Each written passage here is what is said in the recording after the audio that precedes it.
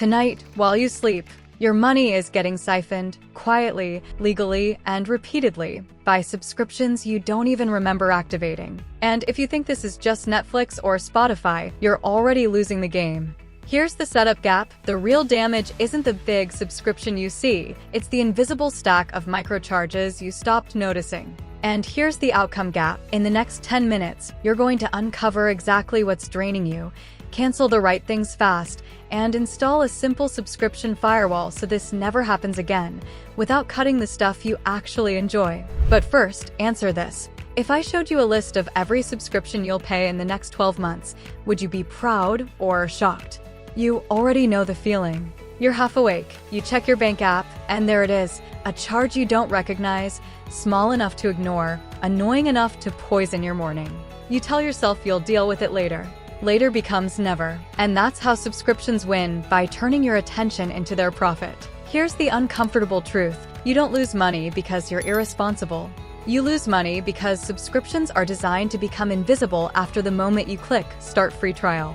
They're engineered to feel harmless. They hide behind friendly names, bundle themselves into app stores, and renew at the exact moment you're least motivated to fight back. In 1 minute, you'll see the exact reason you keep paying for things you don't even use, and how to break that pattern permanently. The reason is psychological, not financial.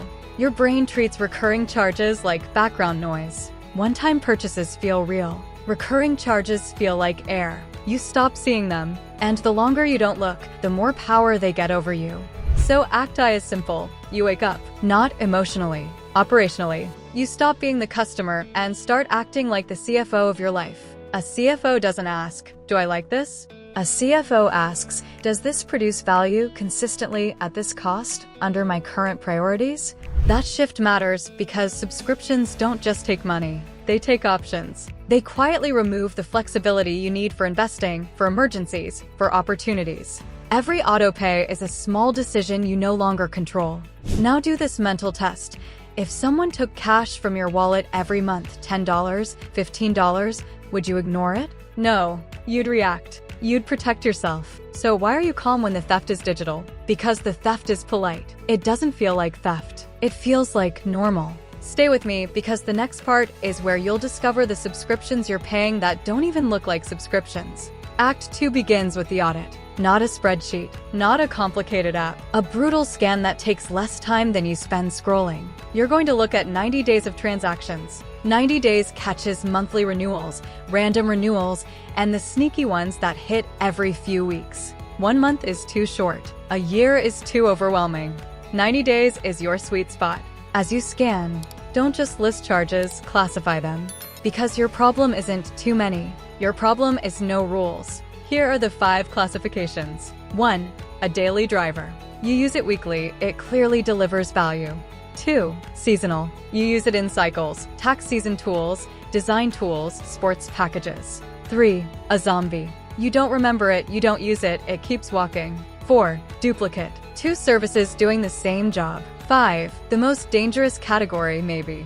The one you defend because it's cheap. It's only $5. That sentence has quietly emptied more bank accounts than any luxury purchase. Now apply the CFO question to each one. If this charge disappeared tomorrow, would you resubscribe today at full price? Not, would you miss it? Not, is it nice? Would you actively choose it again? Today, with your real life, your real goals, your real calendar? If the answer is no, that's not a subscription. That's a leak. In the next 60 seconds, you'll do the fastest cancellation sprint you've ever done, and you'll feel the difference immediately.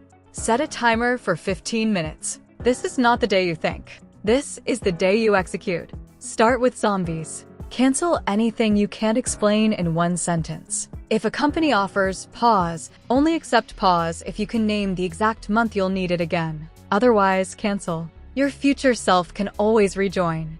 But your future self shouldn't be forced to pay until that day arrives. Then hit duplicates. Pick one winner. Keep the one you use most, not the one that feels popular. If 2 services do the same thing, you don't have options. You have waste. Now the maybe subscriptions. This is where you stop negotiating with your emotions. Put them on probation. Probation rule. If you don't use it in the next 7 days, it dies. not next month, not after work gets calmer. 7 days. If it can't deliver value immediately, it doesn't deserve automatic renewal. And here's a move that feels small but changes everything. Downgrade aggressively. Most subscriptions are tier traps. You upgraded for one feature once, and you stayed there because downgrading feels like admitting you were wrong. You weren't wrong, you were busy. Downgrade is not failure. Downgrade is control. You're about to get part of the promise right now because the next step makes the leak visible forever. Here's the mid-promise. Once you finish this audit and sprint, you'll know the exact price of your autopilot. You'll stop guessing. You'll stop feeling vague guilt. You'll have clarity, and clarity alone changes behavior. Because now, every time you consider a new subscription, your brain will compare it to a real number you've already seen. But we're not done. Because cancellation is only half the battle.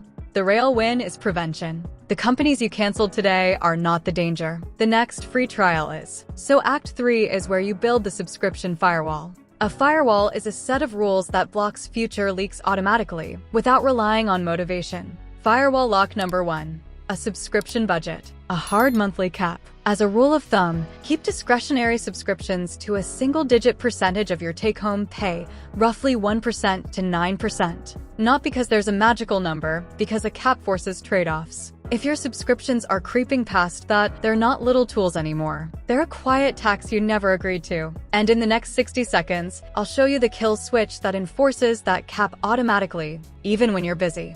Firewall lock number 2. One in, one out. If you add a subscription, you cancel one. No exceptions. This forces trade-offs, and trade-offs force awareness. Awareness is what subscriptions fear. Firewall lock number 3. A billing day. One day each month where you review what renewed and what you actually used. Put it on your calendar. If it's not scheduled, it's not real. On billing day, anything you didn't use is either seasonal, so it gets paused or it gets canceled. You don't pay for guilt. You pay for use. Don't skip the next lock, because this one is the kill switch that stops even the worst subscription traps. Firewall lock number 4. Isolate your subscriptions from your life. Stop putting everything on your main card. Use a dedicated subscription card or a virtual card. The goal is containment. When subscriptions are isolated, you can cap spending, track charges instantly, and freeze the card if a company plays games. If cancellation becomes a maze, you don't fight the maze, you cut the power. Now add a friction rule that protects you from impulse, a 24-hour cooling-off period for any new subscription. Every start free trial gets a full day of silence. If you still want it tomorrow, fine. If you don't, you just saved money without losing anything. This isn't discipline, it's design. And now the move that makes this cinematic in real life. Turn on notifications for subscription charges. Yes, it will annoy you at first. That's the point. Annoyance is awareness. Awareness is profit for you, not for them. Now let's talk about the sneakiest subscriptions, the ones disguised as add-ons. Storage upgrades, premium seats, pro features inside apps. They don't feel like subscriptions because they're not branded like one. They're just little toll booths across your digital life. Rule: if you upgraded for a single task, downgrade the moment the task is done. You are renting functionality, not renting an identity. In a moment, I'll give you the final reset routine, the exact sequence that makes this system stick even when you're busy. Before the final routine, one more truth: subscriptions aren't evil. Mindless subscriptions are. Some subscriptions are worth paying for because they save you time, increase your output, or genuinely improve your life. The goal is not deprivation. The goal is governance. So here's how you keep value while killing waste. Rotate instead of stacking. If you have multiple entertainment subscriptions, you don't need them all at once. Pick one for the month. When you finish what you want, cancel and switch. You'll still get the experiences, just without paying for months you didn't use. Same for learning apps, fitness apps, productivity tools. Use them in focused seasons. When the season ends, the payment ends. Your money should follow your attention, not your past intentions. Now the complete promise, delivered as a routine you can execute today. Step 1. 90-day scan. You list every subscription and subscription-like charge you find. One place. Notes app is fine. Step 2. Classify each one. Daily driver, seasonal, zombie, duplicate, maybe. Step 3. Cancel sprint. 15 minutes. Zombies first. Duplicates second. Maybe goes on 7-day probation or gets downgraded. Step 4. Set the firewall rules, a monthly subscription cap and the one in. one-out policy. Step 5. Move all subscriptions to a dedicated subscription card or virtual card. Turn on charge notifications. Step 6. Schedule your billing day. 1 day a month. No drama. Just review and adjust. If you do this, something shifts immediately. Not just in your bank account, in your identity. You stop being the person who hopes money works out. You become the person who runs money like a system. And systems compound. Tonight, while you sleep, your money should be working for you, not walking away from you in silence. Close the leaks. Keep what serves you. Cut what drains you. And install a firewall so you never have to fight this battle again. See you in the next video.